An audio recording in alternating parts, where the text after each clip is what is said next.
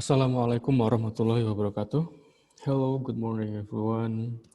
We meet again in science class. Today we will continue our lesson. Last week we have studied about skeleton and now we will study about muscles. Especially in part B, how do skeleton and muscles work together? Nah, jadi kita akan belajar tentang bagaimanakah cara kerja otot dan rangka dalam sistem gerak pada manusia. Nah, skeleton itu kemarin masih ingat ya, skeleton itu adalah rangka. Kalau bones adalah tulang. Perbedaan tulang dan rangka sudah Pak Ibu bahas kemarin. Jadi kita akan belajar bagaimana mekanisme kerja rangka dan otot pada manusia, khususnya untuk sistem gerak. Nah, what are muscles? Semua sudah tahu di sini muscles atau otot. Otot itu terdiri atas fiber elastis atau elastic fibers, dan otot itu juga selain elastis dia juga kuat atau tough, ya. Kalau dia tidak kuat, dia tidak akan mampu mengangkat beban yang berat. Ya, contohnya kalau pada otot-otot yang terlatih, misalnya ototnya para atlet binaragawan itu kan mampu mengangkat beban yang berat bahkan sampai ratusan kilogram. Nah, otot ditemukan letaknya itu ada di bawah kulit dan menyelingkupi rangka. They are found under our skin. Jadi letaknya otot itu di bawah kulit kita dan menyelingkupi rangka. Jadi rangka kita itu semuanya diselimuti oleh otot. Nah, adik-adik bisa melihatnya di sini. Ini adalah contoh otot pada manusia. Ada banyak sekali.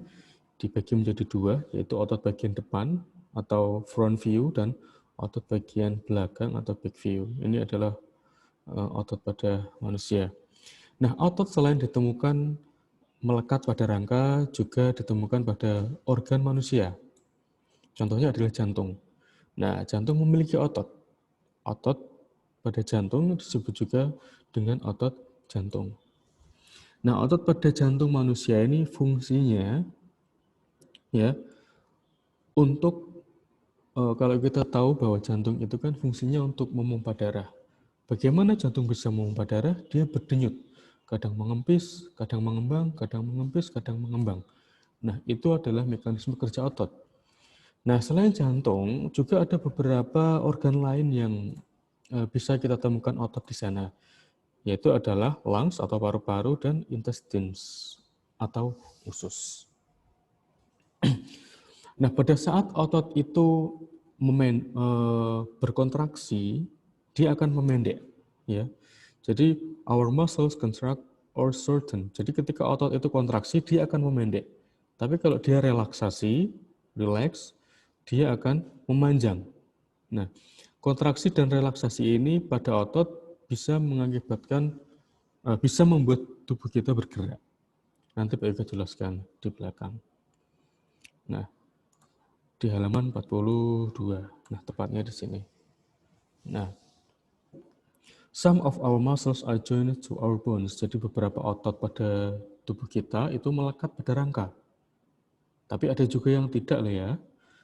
Ya, contoh otot yang melekat pada rangka, contohnya adalah otot ini, otot bicep, otot tricep, dan otot yang tidak melekat pada rangka, contohnya adalah otot yang ada di jantung, otot yang ada di paru-paru, otot yang ada di usus.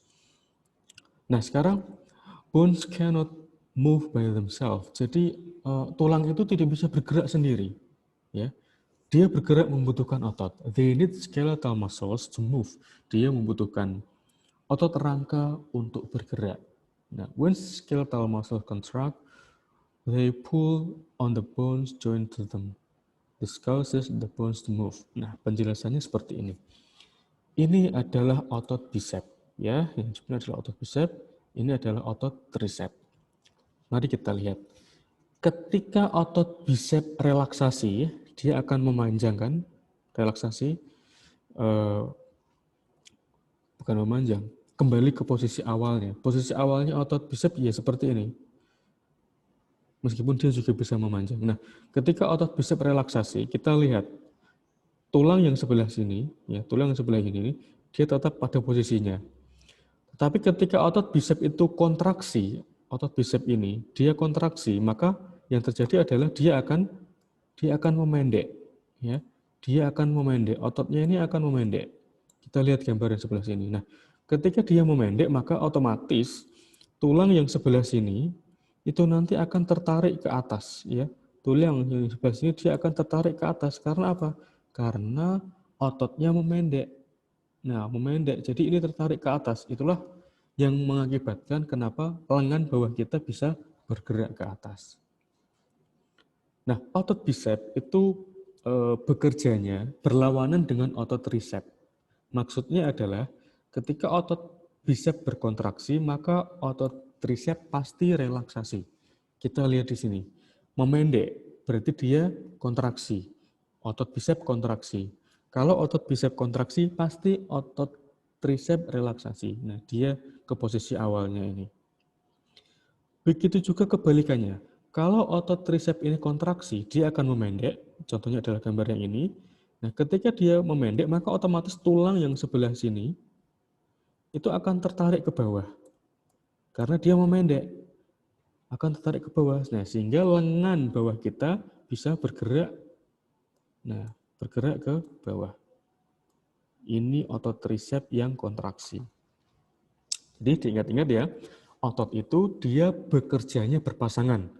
Contohnya, otot bisep dan otot tricep. Ya, itu kan bekerjanya berpasangan. Kalau yang satu kontraksi, maka yang satu relaksasi. Contoh lain misalnya adalah otot pada paha kita atau disebut dengan otot quads. Nah, otot paha ini berpasangan dengan otot hamstring yang ada di paha kita. Kalau otot hamstring ada di paha yang bagian belakang, tapi kalau quads ada otot paha yang di bagian depan. Prinsip kerjanya sama dengan otot bisep dan tricep. Mereka bekerjanya saling berlawanan. Kalau satu kontraksi, maka satunya relaksasi. Nah, perlu diingat-ingat bahwa not all muscles are joined to bones. Jadi tidak semua otot itu menempel pada rangka ya. Khusus otot yang menempel pada rangka disebut juga dengan otot rangka. Ya, tapi ada otot yang tidak menempel pada rangka. Contohnya otot-otot pada organ tubuh kita seperti jantung, paru-paru dan usus seperti yang sudah Pak Yoga jelaskan tadi. Nah, selain di jantung, usus dan paru-paru ternyata di stomach atau lambung itu juga ada ototnya. They contract and relax. Ya, jadi kontraksi dan relaksasi otot di organ-organ kita itu bisa mengakibatkan pergerakan. Misalnya, pada saat kita menelan makanan. Kalau kita menelan makanan, otot di kerongkongan kita tidak kontraksi dan tidak relaksasi, maka makanannya tidak bisa kita telan. Akan selamanya tertahan di situ. Itu contohnya. Nah, kontraksi dan relaksasi itu terjadi di semua otot. Nah, yang sudah kita pelajari pada kesempatan kali ini adalah yang pertama, muscles contract and relax and allows us to move. Jadi kontraksi dan relaksasi otot itu mengakibatkan kita bisa bergerak atau anggota tubuh kita bisa bergerak. Sekalipun pergerakan kecil, misalnya pada saat kita tersenyum, pada saat kita berkedip, pada saat kita melirik, seperti itu. Ya. Tapi kalau kontraksi dan relaksasi otot yang dilakukan secara bersamaan dan skala besar, maka itu bisa mengakibatkan tubuh kita bergerak. Misalnya aktivitas berlari, berenang, melompat, main bola, basket, dan seterusnya. Animals with skeletons, including humans, have some of their muscles joined to their bones. Jadi sebagian otot itu ada yang menempel di rangka atau tulang. Tapi ada juga yang tidak menempel di sana. Nah, skeletal muscles are muscle joints to bones. Jadi otot rangka itu merupakan otot yang menempel pada rangka atau istilahnya adalah skeletal muscles. Skeletal muscles ini ya. Istilahnya skeletal muscles, otot rangka, otot yang menempel pada rangka. When skeletal muscles contract, they pull the bones joint in them. This cause the bones move. Seperti yang sudah Pak Yoga jelaskan tadi, ketika otot rangka itu kontraksi, berarti dia memendek. Kalau dia memendek, maka mengakibatkan tulang, yang tadi tulang lengan bawah, itu tertarik ke atas. Tapi kalau ototnya relaksasi, maka ototnya akan kembali ke posisi semula. Sehingga tulang yang ada di lengan bawah kembali ke bawah, di posisi awalnya. Nah, kesimpulan yang terakhir adalah skeletal muscles work in pairs. Jadi, otot rangka itu mereka bekerja secara berpasangan. Contohnya otot bicep dengan otot tricep. Meskipun mereka bekerja secara berpasangan, akan tetapi cara kerja mereka berlawanan. Maksudnya gimana? Maksudnya adalah ketika otot bicep kontraksi, maka otot tricep relaksasi. Sebaliknya, ketika otot tricep kontraksi, maka otot bicep relaksasi. Itu ya, meskipun mereka bekerja secara berpasangan, tetapi cara kerja mereka berlawanan. Kalau satu kontraksi, satu relaksasi. Nah, kurang lebih itu yang ingin Pak Yoga sampaikan pada kesempatan kali ini. Untuk tugas di rumah, silakan adik-adik mengerjakan exercise halaman 45.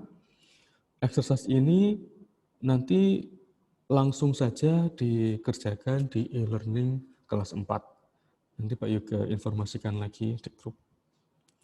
Nah, terima kasih untuk hari ini. Kita jumpa lagi pada pertemuan berikutnya. See you next week. Wassalamualaikum warahmatullahi wabarakatuh.